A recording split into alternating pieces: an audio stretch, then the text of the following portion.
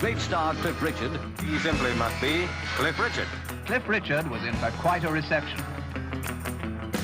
Cliff Richard is the ultimate pop star. He's just part of the fabric of British life. He's like been there forever. When you think about what he's accomplished, you know, hit records in every decade, it's an astonishing achievement. Sir Cliff Richard has been with us since the birth of popular music, and in an industry where most careers are fleeting, he's outlasted everybody. So what lies behind this incredible success? He's the biggest I have ever met in my life. I've always wanted to say that just as a gag. One of the nicest guys you'll ever wish to meet. Professional to a T. Lovely man, lovely, lovely man. Whenever anyone asks me about Cliff, He is the guy next door. He's that sort of guy. He meets you and instantly you feel like you've known him a long time. He's just a nice guy. And the nice guy of pop has given us timeless, cool as flip performances like this, proving even in his early days he was every inch the superstar. He said, son, you are a bachelor boy, and that's the way to stay. He starred in fun-loving cinema classics, and Christmas just wouldn't be Cliffmas without the unmistakably festive sound and distinctive look of his Yuletide hits.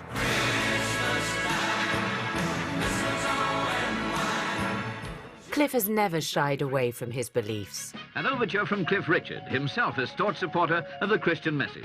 And an unwavering faith helped him during his most difficult time. The worst thing that's ever happened to Cliff Richard in his life was Operation U-Tree. But with the assistance of his legion of loyal fans, he's bounced back. My fans have helped me in a massive way, so I'm here smiling again and say thank you all of you, I love you all. Now back to his best, Sir Cliff Richard is celebrating an amazing 60 years in the business. I don't think there's anybody in the world who wouldn't think, oh, what a really talented, lovely, good-looking, charming chap. Everyone loves Cliff Richard. He's an icon, isn't he?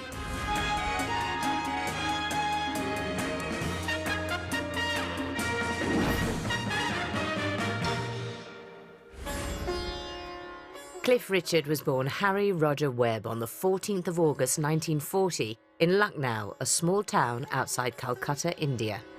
He didn't have a gilded beginning. Born in India, his dad worked on the railways, his mum worked in a school, and they basically had to leave in 1947 when independence came. Memories of those early years in India were somewhat fuzzy, as a young Cliff recalled with a degree of sadness and regret in this candid interview for Desert Island Discs. Well, we came back to England in September 48. Yes. So you remember quite a lot about India? Well, not really. I remember it, but I don't remember having any fun out there. You know, I lived there till I was 7. My mother and father get together with my relatives now, you know, they reminisce, and I sort of say, oh, I wish I was 16 or even 18 while I was out there, you know. When the Webbs got back to England in 1948, it was a complete contrast to their comfortable life in India. They had only £5 to their name, and for accommodation stayed with Cliff's aunt in Hertfordshire. At first, it was him, his 3 sisters, his parents, all piled into one room. They didn't live in the way they had lived in India, which was, you know, a fairly comfortable way, had a very different lifestyle. It must be quite difficult for the family and quite difficult for him. They ended up getting a nice council house in Cheshunt and, you know, settled down to British life. But at one point, he did know poverty. The family soon settled into their new home, where Cliff spent 7 happy years. Revisiting the house in 2008 for a Piers Morgan show, the joy felt in recollecting those times was palpable. You can see the memories come instantly flooding back to him. It's a fantastic feeling, actually, because the mirror that was on the wall there was one of those painted mirrors. It had like an oil painting of a garden scene with a little lady with a parasol. I can remember standing like this, going, oh, and trying to get the look in the mirror, and that was where it was. During his school years in the 50s, Cliff was almost the model student. He did well at school, academically and athletically, but he spoiled all that as far as his teachers were concerned by being completely obsessed with the whole rock and roll thing. Rock and roll was a phenomenon. Music was big bands and jazz, and suddenly the amalgamation of blues, country, western, suddenly exploded. It was a huge impact It was massive. Youth 1958 with a lingo of its own. What's it got to say for itself? If you don't dig us, shoot away some square joint to the rest of the creeps. Well, why not stick around and get with it? The young Cliff's obsession with this new music scene came from rock and roll royalty. He's said to have walked past a parked car where they were playing American Forces Network radio. You heard Heartbreak Hotel. Well, since my baby left me.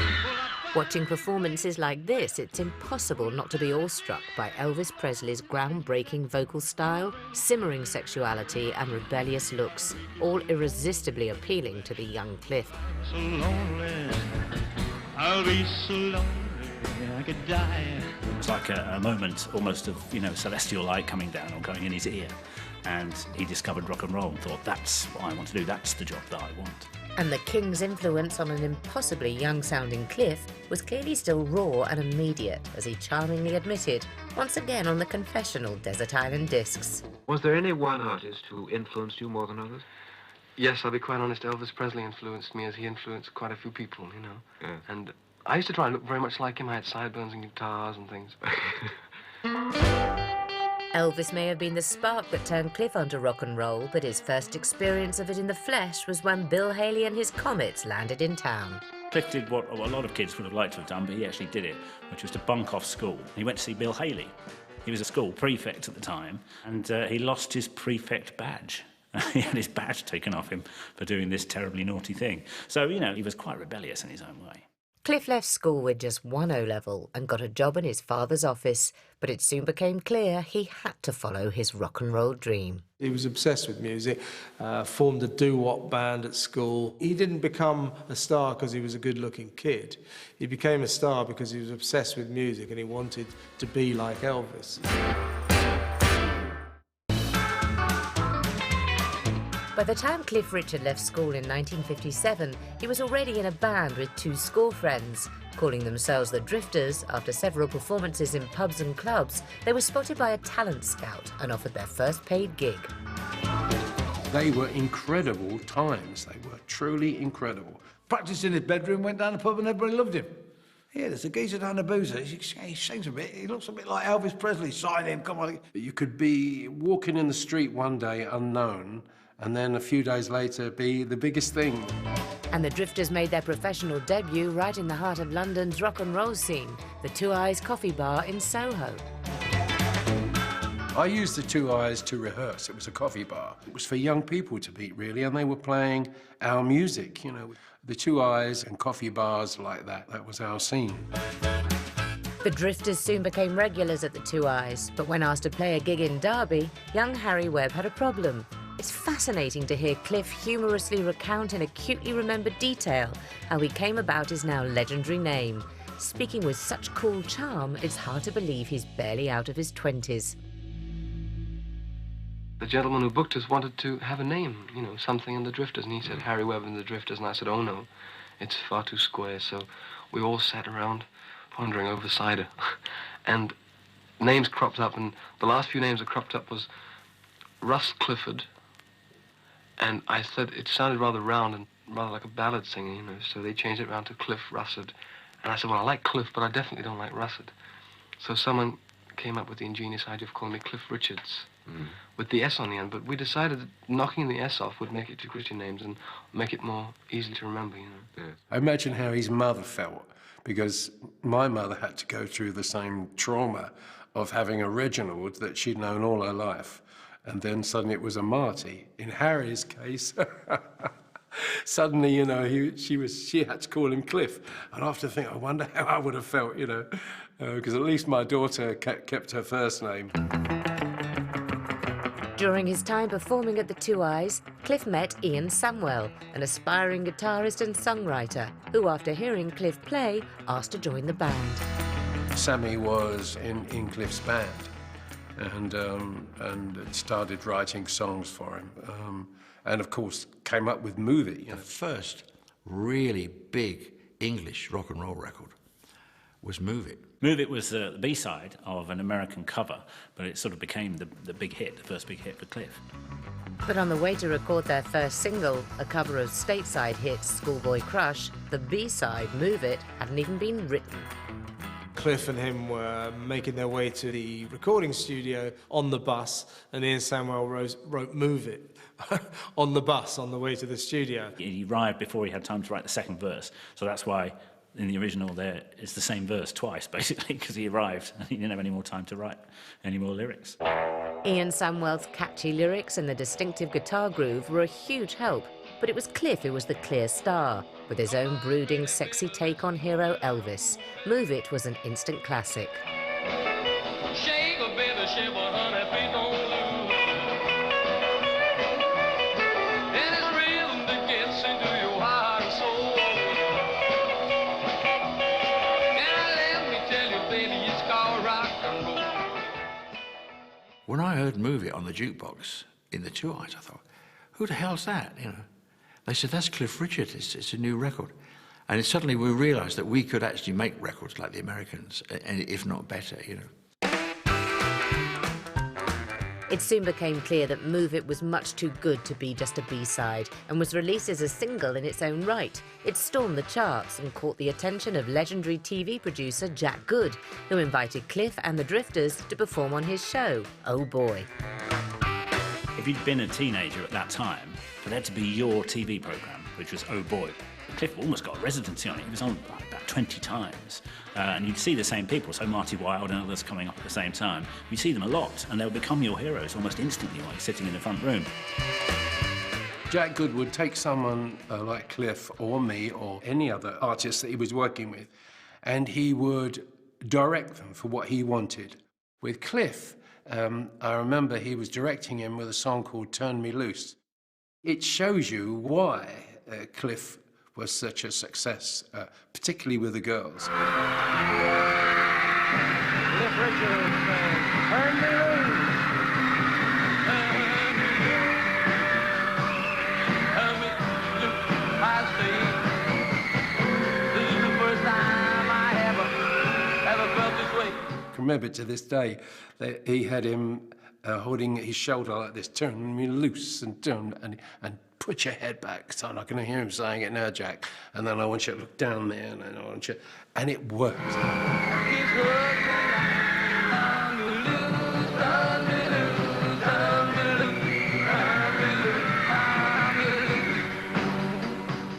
You look at his earliest TV appearances, and he's just got charisma, instant charisma. You're not looking at anybody else. You're not looking at his band. I mean, they're just getting on with it behind him. Many of Cliff's performances at this time were inspired by his hero, Elvis Presley. We all grew up with Elvis. We loved Elvis when we were kids. I had a pet mouse called Elvis, but sadly he died. He was caught in a trap. We weren't ever going to see Elvis, but we could see Cliff. If you're going to be the young Elvis, you had to adopt some of those kind of things that made Elvis really, you know, a game changer. Elvis had a kind of a snarl, kind of like that. And if you look at all that early Cliff, he's kind of going... I remember all his little mannerisms he had when he started. He's cooled down on them now, but he used to curl the lip up. Like that. I think he thought it was really cool. And obviously most of the fans thought it was cool, but it was like... And the flick of the head. And he still does a bit of it, but not as much. Because he was good looking, because he was in the public eye, he was starting to be attractive to film producers, and he got this part in a film called Serious Charge. Lionel Bart, the famous composer, wrote the music, and for that film wrote the song Living Doll. With its beatnik coffee bars, jukeboxes and catchy youth-centric songs, Serious Charge perfectly captured the burgeoning youth culture of the early 60s, all helped by a mesmerising performance from a lip-curling, suitably smouldering Cliff. She satisfies my soul. Got the one and only walking, talking, living doll. We'll take a look at her. The song was rearranged with a slower tempo, giving it a much more country and western feel, allowing Cliff to sexily emote as if to each and every adoring fan. His very first #1 was In the Trunk, and no big hunk could steal it away from him. Got myself a crying, talking, sleeping, walking, living doll. It was Bruce Welch that said, why don't we do it country? Why don't we go, dun, ching, dun, got myself a crying. Wonderful. Cliff was now officially established as a star, but there was a downside. His increased popularity meant the end for the Drifters, in name anyway, as they were threatened with legal action by the American group of the same name. The Drifters became the Shadows, with Bruce Welch and Hank Marvin on guitar, and when they needed a new drummer, they dipped into the talent pool of their old haunt. I knew them from the Two Eyes by just being down the Two Eyes every day. We were there every day, hanging around, waiting for something to happen, you know. And Bruce Welch phoned up and said, we're looking for a drummer. We want you to join the Shadows. I said, okay, I'll see you there. I'll see you at the gig. And I joined the next day. The Shadows were immensely important to Cliff. The playing style of people like Hank Marvin was so different. I don't know a guitarist worth their salt that doesn't acknowledge Hank, for example, as being hugely influential. The style in which they played gave Cliff and the Shadows quite a unique sound, actually. That unique reverby guitar sound, sharp suits and endearingly naff stage choreography meant that Hank and the boys could step out of Cliff's shadow and enjoy chart success of their own.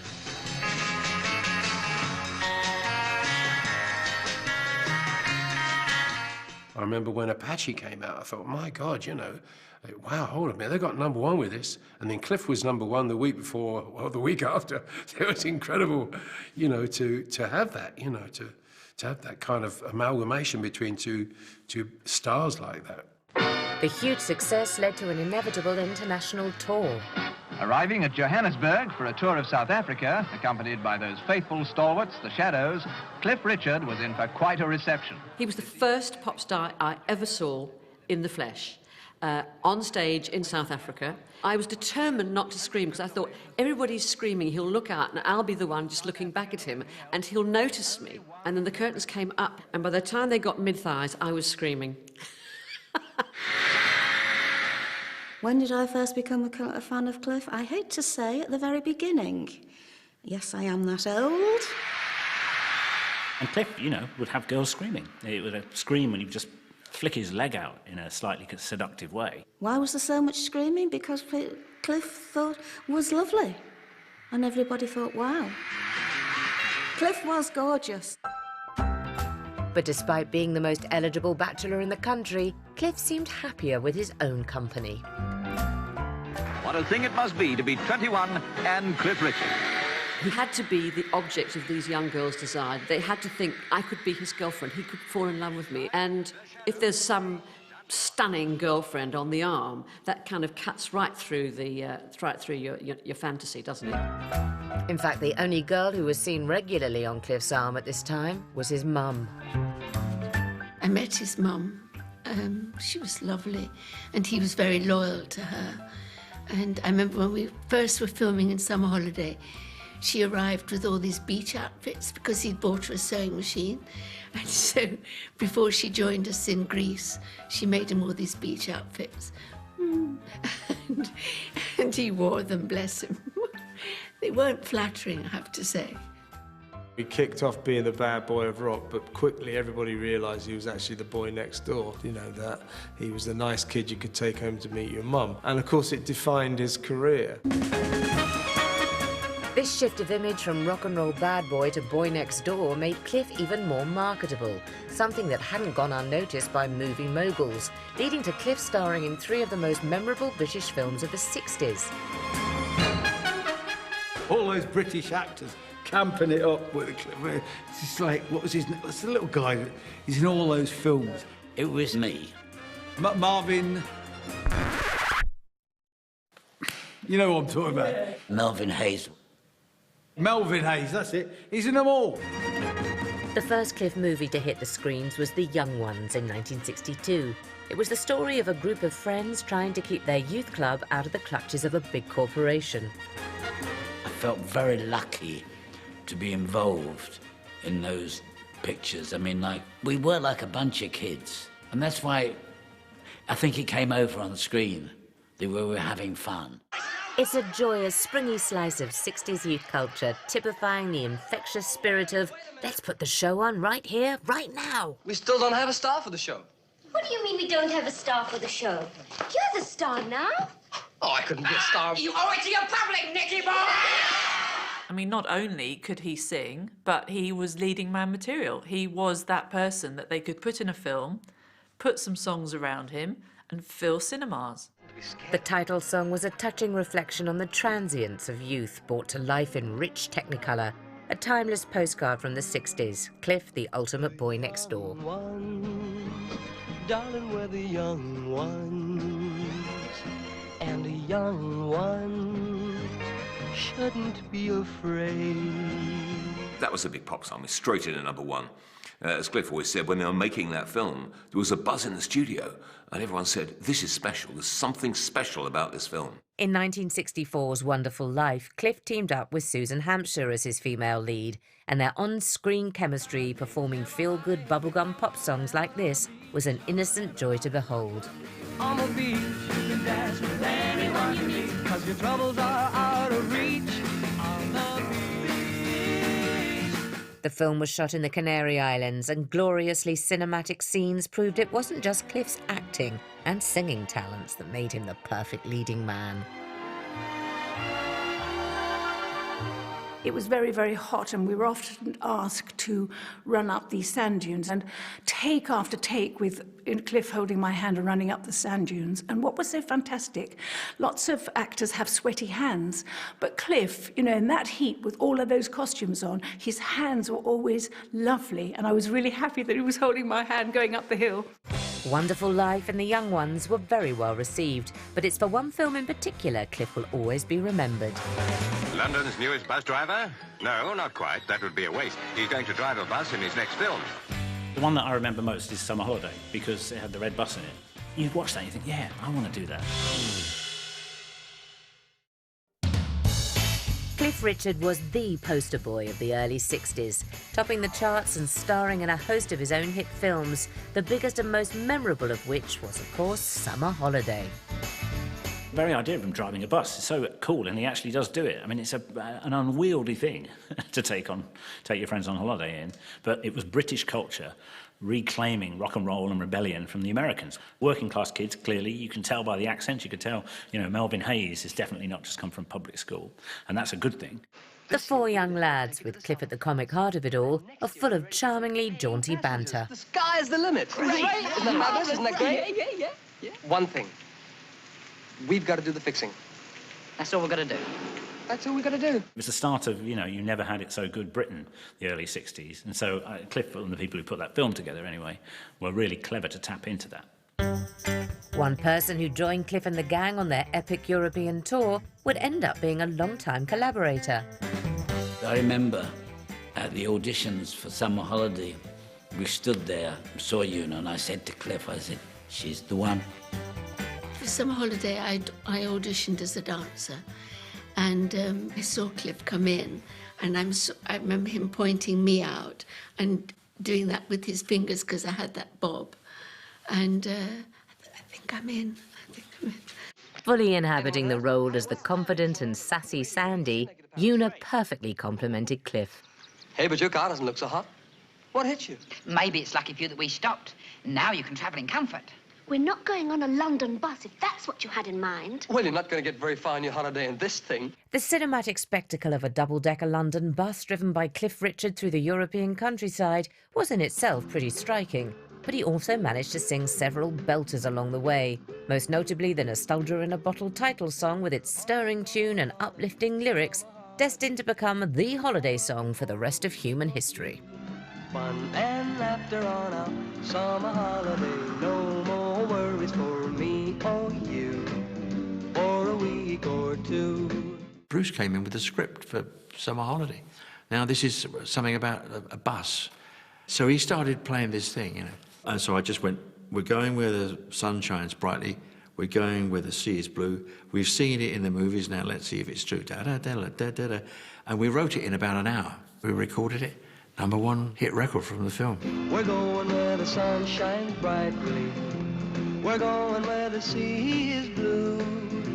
We've seen it in the movies. Now let's see if it's true. Everything worked. The lyric, the tempo, the singer, all those ingredients just hit their pocket, you know. It's become a really iconic song. Summer Holiday was one of 3 singles from the film to top the charts, along with Foot Tapper by The Shadows, and a song that will be forever associated with Cliff. I mean, I never liked Summer Holiday. I always liked Bachelor Boy, the B-side. I love Bachelor Boy. Used to play it to death. It was written after the film had been finished and it was slotted in. So when you look at Summer Holiday and you see us all walking around the bus, that's about 8 weeks afterwards. Everybody's got different hairstyles, different jackets. It looks different.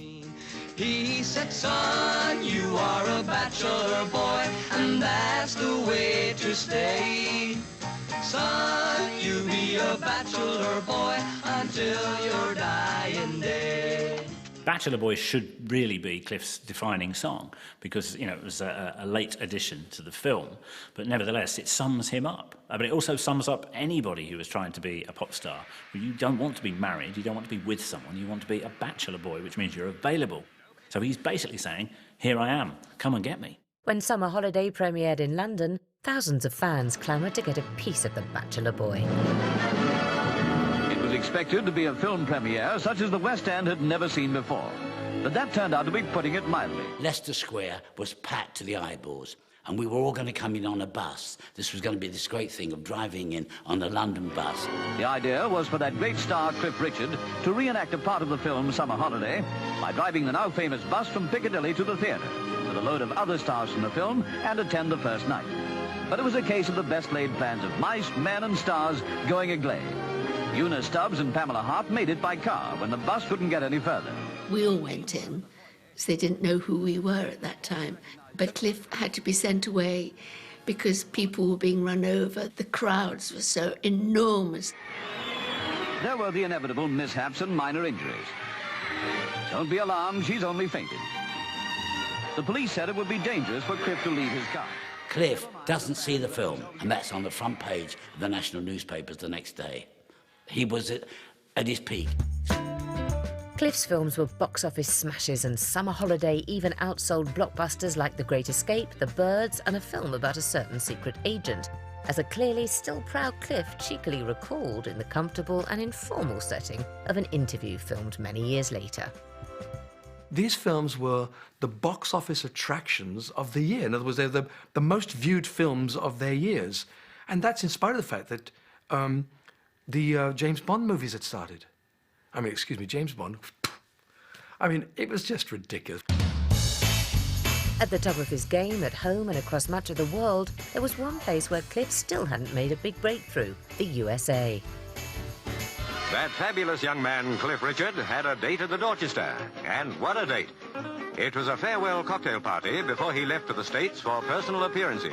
For some reason, the Americans didn't really take to him. America has always been a hard nut to crack because you had to be there all the time, you know. And you needed luck. We toured during the Cuban Missile Crisis. The Cuban Missile Crisis, the most dangerous crisis in the Cold War years. When we got to Miami, President Kennedy had just sent the ships back. It was the Bay of Pigs, and it was like, suddenly there's going to be a sort of like a World War III's on the loom. We emptied every theatre in most of the American towns because it was just bad timing. Back home, Cliff had to fend off invaders of a different kind, and their lethal weapons came with cheeky scouse grins and mop-top haircuts. Nobody's going to challenge this award. The Beatles, voted World Top Vocal Group. The first 2 or 3 years of the 60s when, you know, he walked on water, he could do no wrong. Suddenly along came the Beatles. The Beatles just came and took over everything. Nobody wanted to know about anybody else other than the Beatles. Then, of course, along came the Rolling Stones. So you had the Beatles and the Stones.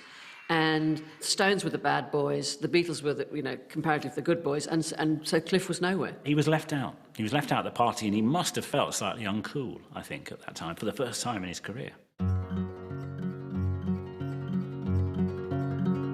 Cliff's star had been eclipsed by the beat group boom of the 60s, never again having quite the relentless success of those early years.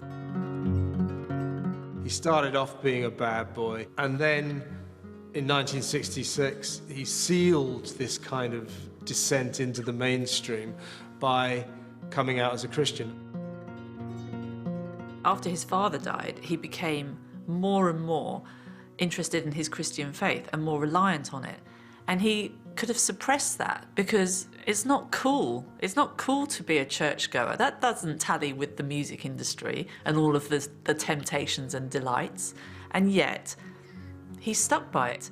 And a more sombre-looking Cliff, in stark contrast to the earlier lip-curling rebel, made a very earnest public appearance at a huge Christian rally hosted by US evangelist Billy Graham.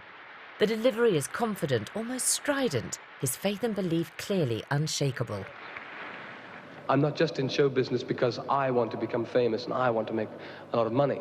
I do it now because I can give that service to God, and I can do things like this because my name happens to be Cliff Richard. It was quite a brave thing, a standout thing to do in many, many ways. And he really did. I mean, he really did stand out. He is very, very honest. He's the sort of person who I don't think would like telling lies, and I think that fits in perfectly with his Christian faith. I think we love the fact that Cliff was overtly Christian and said it meant a lot to him, and he had faith, and he didn't just sort of say, hey, it's the 60s, you know, I'm all about letting everything hang out, and, you know, I don't give a fig for religion or orthodox anything. He said, this is what I believe in and this is what I stick to. And Cliff admirably stuck to his beliefs even when under fire from a kind of 1960s Christian question time, speaking with supreme confidence and clarity. In the world of entertainment, do you feel that your experience of the Christian faith has hindered rather than helped you in your career? I think what a committed Christian has above others, that he has things in perspective. You know, I don't live for show business, so that if I have a disappointment in my career, I don't go and jump in the first lake I find. Shortly after revealing his faith to the nation, Cliff starred in Billy Graham-funded film To a Penny, which tells the story of a wayward youth whose girlfriend attempts to convert him to Christianity. He's done all these films about rebels in coffee shops. To a Penny represents quite a shift for Cliff because that's a Christian film. It's very cleverly done and actually very well done when you watch it, because he's a kind of tearaway, and he plays a tearaway in it. It's drugs and thieving. Very interesting because it's quite down and dirty, as it has to be really, to show the bad life that he could be taking. We now see a very different Cliff to the charming, toothsome heartthrob of Summer Holiday. This is proper acting, rising to the challenge of playing a character with menacing light and shade. Police. Hello? I want to report a burglary. A drug theft, actually. It's all set for sometime tonight. 20 Sussex Place. It's propaganda, you know, and it's not subtle either. But at the same time, it actually is his best bit of film acting, I think. I guess it was a risk at that time for him to come out and publicise that side of his life. It didn't do him any harm, did it? But this period did see the end of one long-standing relationship. In 1968, Cliff and the Shadows recorded their last track together, Not the Way It Should Be. Now a completely solo act, he was offered the chance to record a very different kind of song by hit writers Phil Coulter and Bill Martin. We won the Eurovision with Puppet on a String, and we thought we were Lennon-McCartney, and we bought sports cars and never bothered writing again. And then the old publisher said, isn't it time you two wrote another song? I didn't know what to do. And I went to the pub, which I usually do, and Phil sat at the piano. And I came in the next day and he had written, I Think I Love You. And it goes, I think I love you. I think I love you. I think the world is fine if you will say you're mine. And I said, what a load of rubbish. He said, what are we going to do? I says, well, I think it's 5 syllables. Why don't we call it congratulations and celebrations?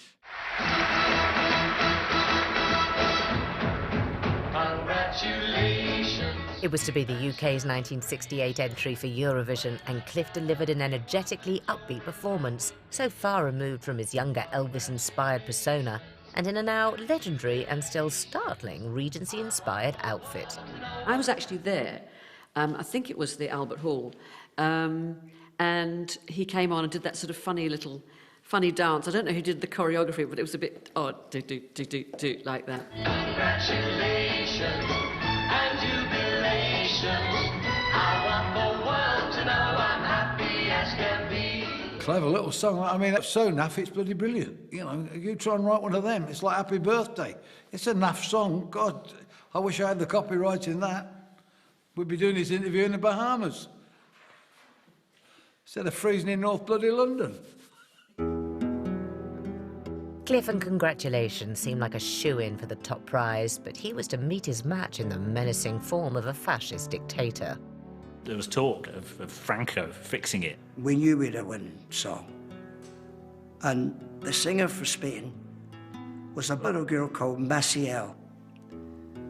And she sang a song which consisted of 86 la la las. That's all it did. La la la la la la la. A load of rubbish.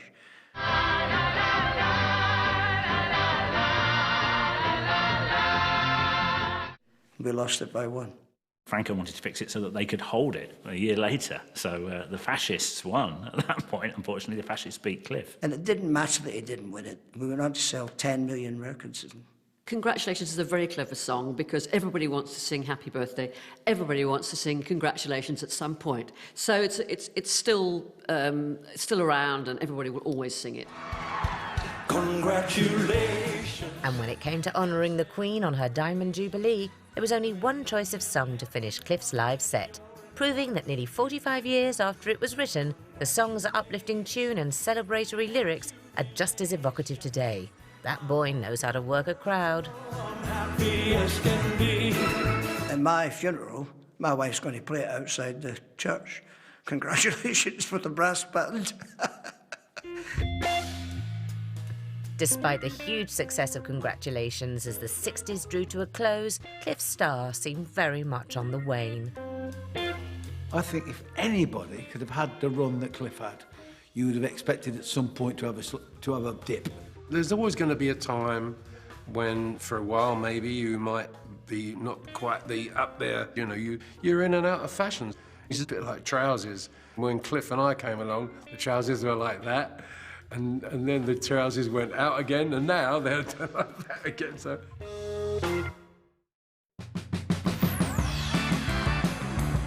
In the 1960s, Cliff Richard went from rock and roll bad boy to born-again Christian prince of Europop. And then in 1970, this family-friendly Cliff struck upon a whole new medium to reach the masses. The 60s are about Cliff sort of, forming his pop career. The 70s, in a lot of ways, are about sort of moving into TV. It's Cliff Richard was a primetime entertainment show for all the family, and for 6 years, Cliff became appointment viewing for the nation. I take myself back to being sitting with my mum and dad in our lounge, and it was the Cliff Richard show. He hit that family entertainment. Mum and dad liked him. I think it probably helped the fact he was a Christian. Definitely helped my mother. Hank, Cliff and I did It's Cliff Richard together, and I was the dancer and did sketches with them. Quite the Renaissance man now, Cliff also showed how skillful he was at comedy, as this endearingly silly sketch proves. Una, as you can see, is wearing the absolute latest in fashion. A dress with a very, very low back. Oh dear! What's it? You've got it on back to front. His shows were great, great Saturday night entertainment. And I really believe the public did get it. Cliff was all right. He's all right by us. I could kiss your fingernails. One regular performer on the show was winsome Aussie starlet Olivia Newton-John, and their very obvious on-screen rapport performing slushy, heartwarming duets such as this led to inevitable questions about their off-screen relationship. If I was close to you. Secretly, of course, I wanted him to marry Olivia Newton-John because she was just beautiful. Just to see them together, and they plainly had a huge connection, a great spark of friendship between them. But of course, secretly, we always wanted Cliff Richard and Olivia Newton-John to get married, have beautiful babies. There was always speculation about who Cliff was going out with. So because Olivia duetted with him and in fact was quite associated with him, are they together? And of course they weren't, because she was dating Bruce Welch, who was in the shadows. Olivia Newton-John wasn't the last person to be romantically linked with Cliff. All throughout his career, the question of will they or won't they, or is he or isn't he, has never been very far away.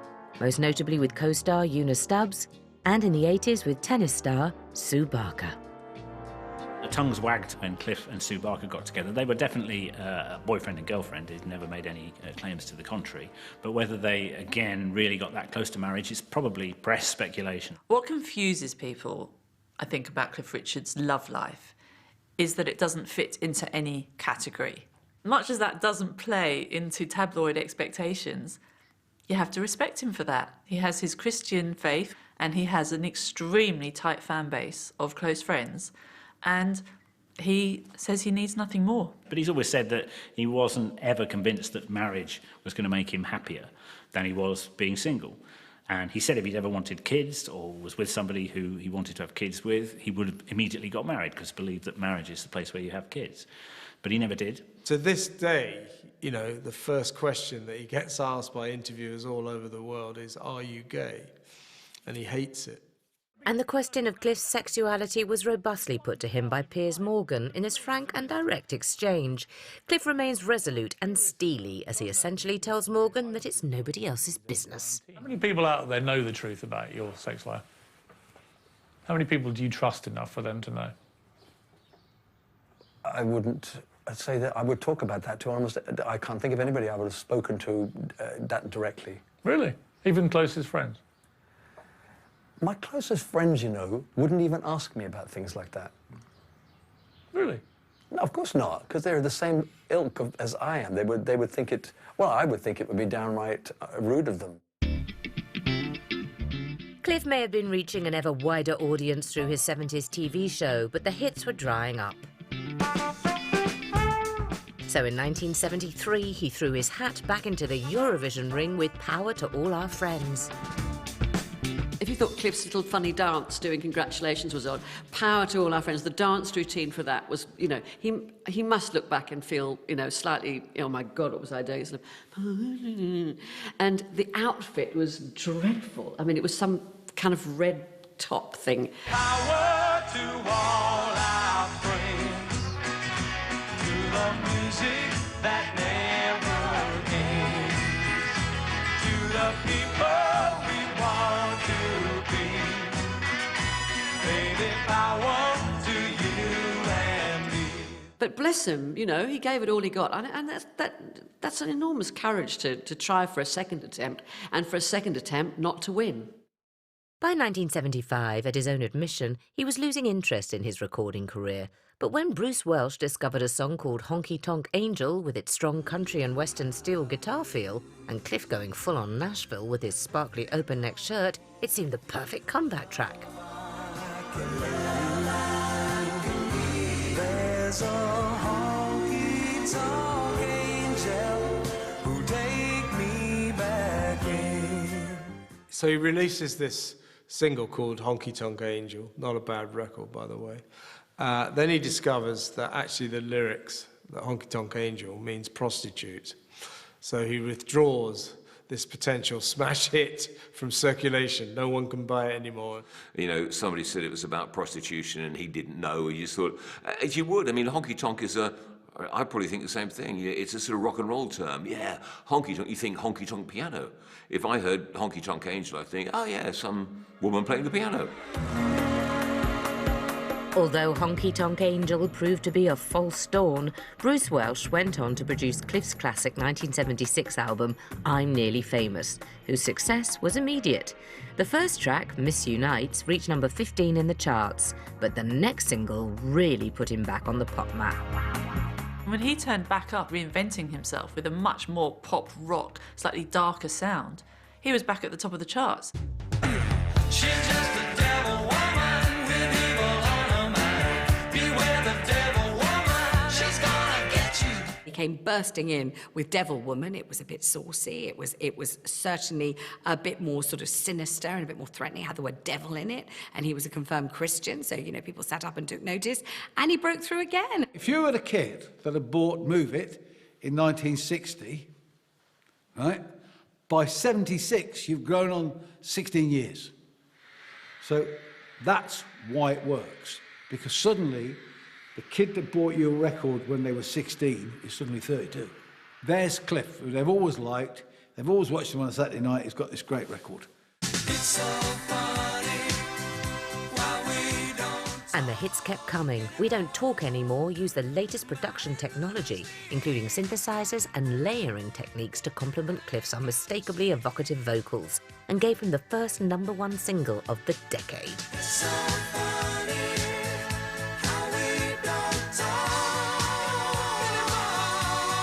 It was quite a sort of serious kind of a song. It wasn't like frothy, sort of bubbly pop hit. It was a bit sort of penetrating and a bit complex and a bit about sort of troubled relationship. And it took his work on to sort of greater depths. It made it a little bit more interesting. That shot to #1, it kept up his record of having a #1 in every decade, just sneaking under the wire in 1979. And it shifted a lot of copies. It sold like 2.75 million copies or something in the UK. That's a lot of records.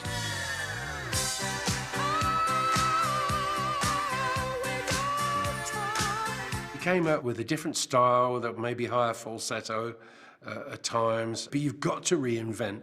If you're going to have a career like Cliff's, you constantly had to come up with something fresh. And he did reinvent himself, no question about that. Constantly moving with the times, Cliff continued his resurgence into the 80s with big killer power ballads. His new modern smart casual image of skinny ties, jackets and trainers perfectly married to one of his classics, Carrie. Cliff was hip again. Carrie doesn't live here anymore. Carrie is the room on the second floor. Sorry that she left no forward in her dress that was known to me. And in 1981, Cliff had his biggest album success to date. Wired for Sound went platinum. I love the Wired for Sound album because it's so technically brilliant as producers. You know, it's brilliant. The sounds on it are brilliant. But at the end of the day, it's still Cliff Richard. You hear that record now, they just, you know, brilliant. I got small speakers. You know, it's just brilliant. The single Wired for Sound came with a now legendary but then somewhat surprising roller skating promo, which was the perfect sell for that early 80s penchant for garish clothes, portable music and giant pot plants. Throughout his resurgence back to the top, Cliff was still finding time to perform to another group of fans. His gospel audience had been a major part of his life since turning to Christianity in the 60s. 373. An overture from Cliff Richard, himself a staunch supporter of the Christian message. There were Christian concerts. I played in Christian concerts, massive events. Places like Nebworth, they were packed out. His later gospel concerts of the 80s, like his mainstream pop career, had been cleverly updated, with a harder, grittier, rockier feel. That Jesus. Cliff was obviously determined to make his faith cool, whilst not alienating regular fans. Judging from this, it was job done. The Christian music scene is a different scene, and they've got their own hit artists, and the fans sometimes cross over. A lot of Christian fans would support the other side, and vice versa.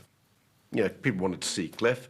They really wouldn't care whether it was a Christian thing. They'd turn up if he opened a supermarket.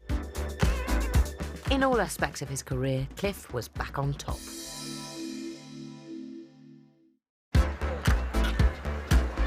In the early 1980s, Cliff was enjoying a huge resurgence. He was back at the top of the charts, and in 1986, even found time to help a bunch of feckless students make the very first comic relief single.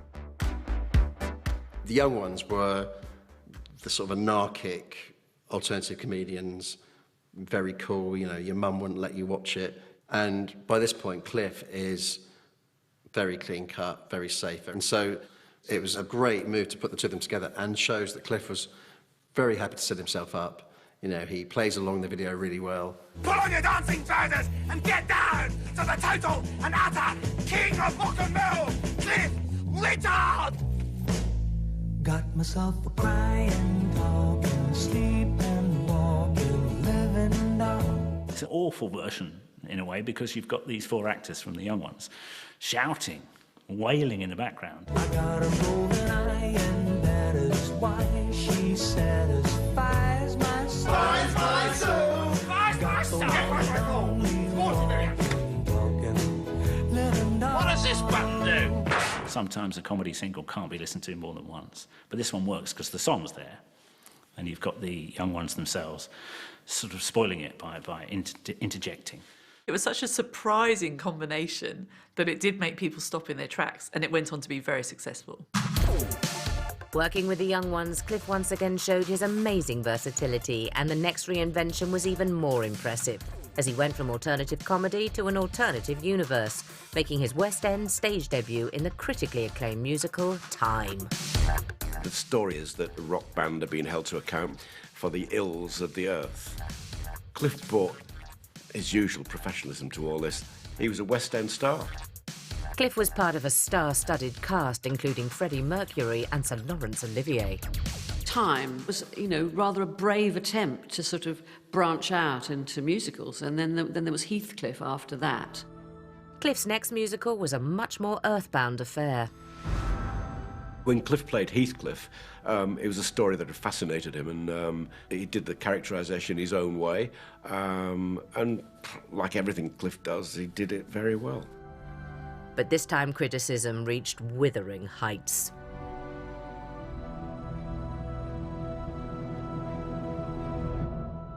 I've had a lot of flack from the critics, and all I can say to them is up yours, because our business is stacked high with people who succeed because they dare, and I dare. It may have received harsh reviews, but Cliff's army of fans snapped up the tickets, and they weren't disappointed. Couldn't be better. Absolutely fantastic. Very enjoyable. I think it's a surefire hit. All throughout his career, Cliff's fans have been some of the most loyal in the business. I think he's absolutely brilliant. We just love him. We just love everything he does. We'd go anywhere for Cliff. Cliff's fans are fantastic, and I remember we did the Apollo in London, and that place was filled for 5 weeks with Cliff fans. And some of them actually don't go on holiday. That was their holiday. They kind of say, you chat to them, they go, oh yeah, we've been waiting, we've been saving up for this all year. No, we don't go away, we just go and watch Cliff.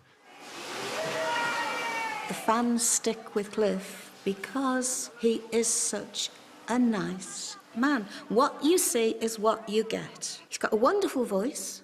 He has actually aged brilliantly. I mean, I've got friends of that age, and oh dear, they are old men. He has a fan base that picked him up in the 50s, and they're there now. And they will not have a word said against him. He's there, Cliff Richard.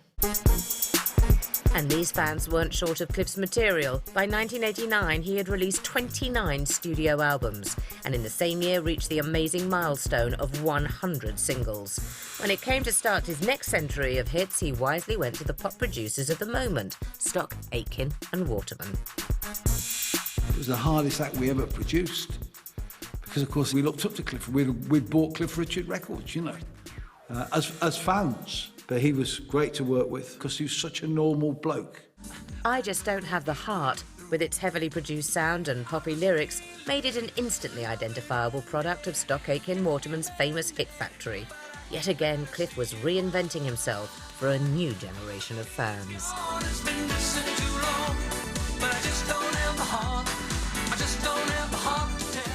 He came to me just after we'd made the record, and he said to me, do you know what? He said, Pete, you're a first. I said, what was that? He said, I've had to defend working with Stock Aitken Waterman more than my belief in God. To cap off a successful decade, Cliff was also presented with a Lifetime Achievement Award at the Brits, but even this honour was eclipsed when he received a knighthood for his services to charity in 1996. It's an award for the work I've been involved in with charities, and so it kind of elevated it beyond all of us, beyond me and everything. So that's why I feel so special about it. And lest we forget, on a stormy summer's day in southwest London, Cliff was arguably at his most charitable, performing one of the most famous public concerts of the decade to a group of his fellow rain-soaked tennis fans. We were at Wimbledon, and I think there was rain or something didn't work, and he suddenly stood up and sang for everybody. Now, as time goes by, I probably will meet a girl and fall in love. Then I'll get married, have a wife and a child, and they'll be my turtle dove. It does seem to be genuinely sort of spontaneous. He started singing his own songs. It was a massive sing-along, went on for 10 minutes, 15 minutes, quite a long time.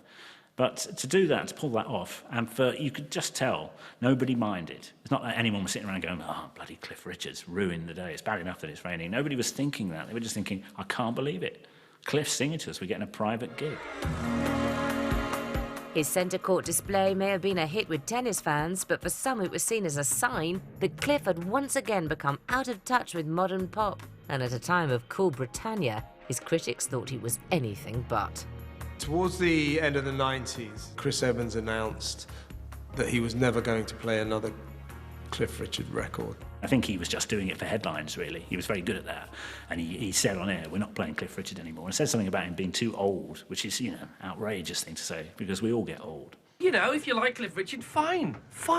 But we ain't going to ever play him on this station. That's the way it works. We've got some irate Cliff Richard fans outside. They've got placards and everything. It's quite sad. Refusing to play people that are, of a certain age or not in the charts at that moment is a nonsense. It may have been getting harder to hear Cliff over the airwaves, but there was one time of year when he seemed almost omnipresent. His first solo Christmas #1, Mistletoe and Wine, was taken from a musical adaptation of the book The Little Match Girl, and the promo was clearly influenced by the more sentimental Victorian era, with its traditional, slightly kitsch Christmas scenes. This is where Cliff gets on my wick. We couldn't not have the Christmas #1, with especially for you, Kylie and Jason. And Cliff got it with Mistletoe and Wine. And I always thought to myself, I will avenge. I will return. 2 years later, and Cliff was top of the Christmas charts again with another religiously flavoured hit, Saviour's Day.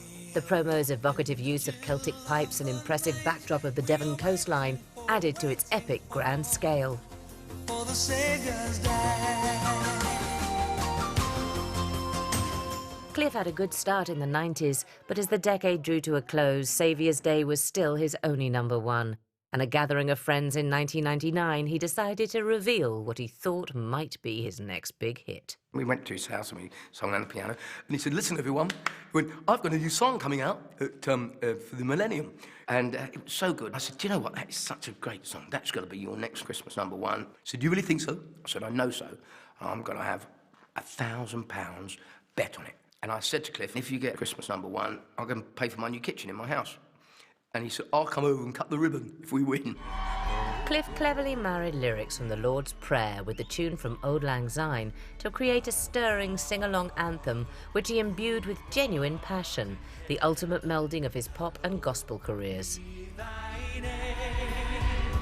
Thy kingdom come, thy will be done on earth as in heaven.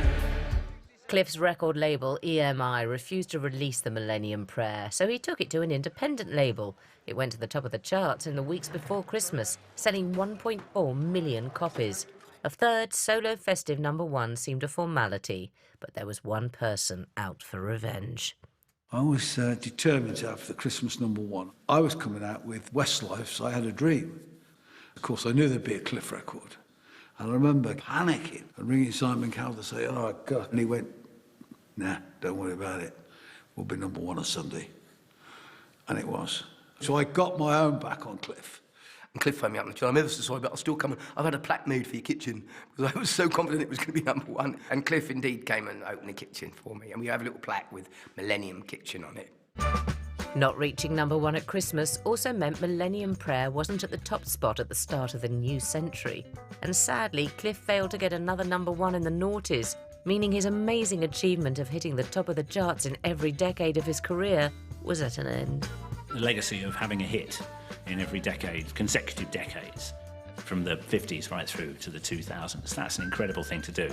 14 #1s and 7 #1 albums. It is extraordinary.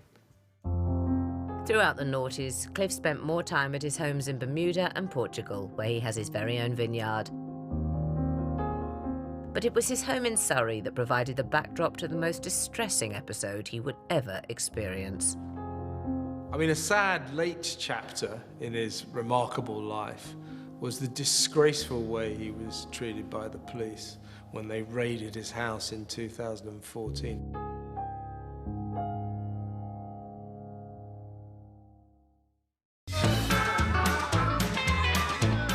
For the past 6 decades, Cliff Richard has been part of the fabric of the nation.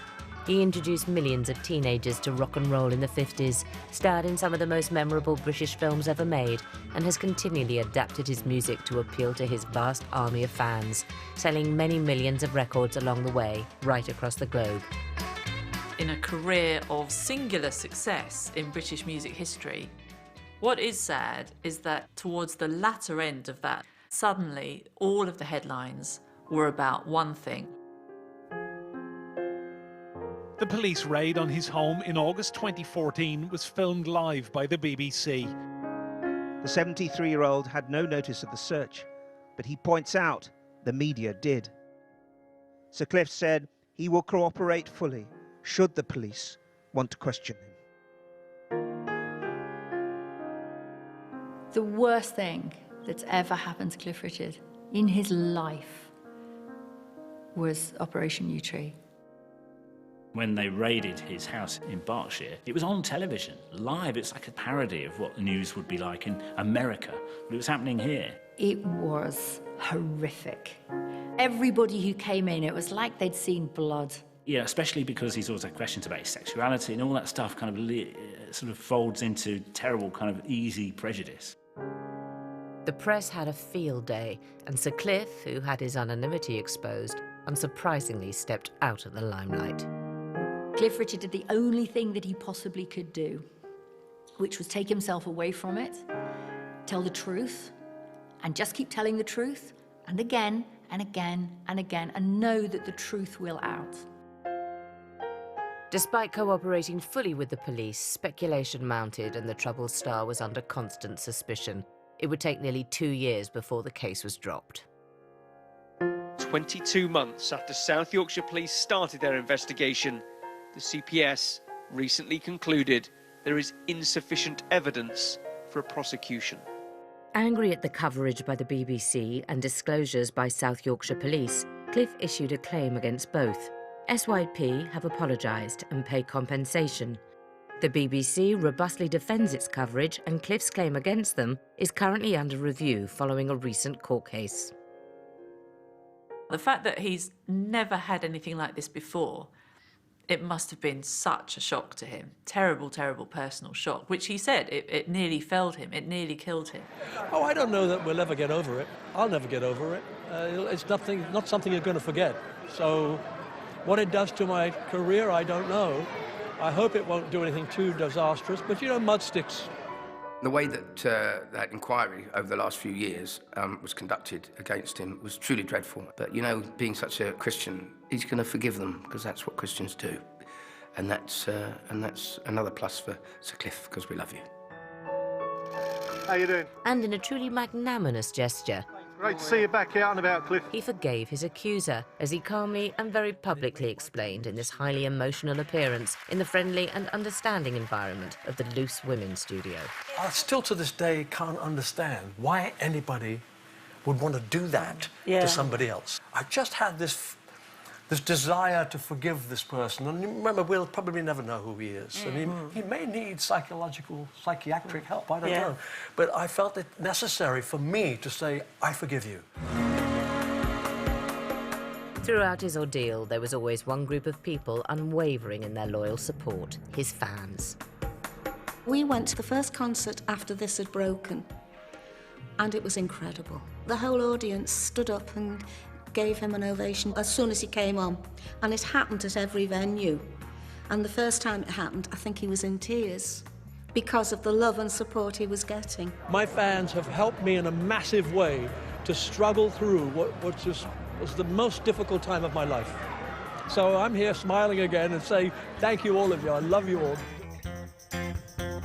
It may seem unbelievable that Cliff is in his 60th year in the music business, but to many there is another even greater mystery, his uncanny ability to defy old age, a skill Graham Norton cheekily teased him about, obviously revelling in Cliff's nicely played discomfort as he used his audience and fellow guests to gently mock Cliff, hilariously using his backlog of calendars as comedy fodder. 1984, 1996, or 2001? I'm gonna go for 84. All the Cliff fans got it wrong. This is December 1996. I'll tell you, that is October 2011, ladies and gentlemen. I met Cliff almost 60 years ago. He looked older then than he does now. He's amazing. Quality of what he does is superb. And look how many years he's been around. He should be championed, and long may he continue to bring out lovely music.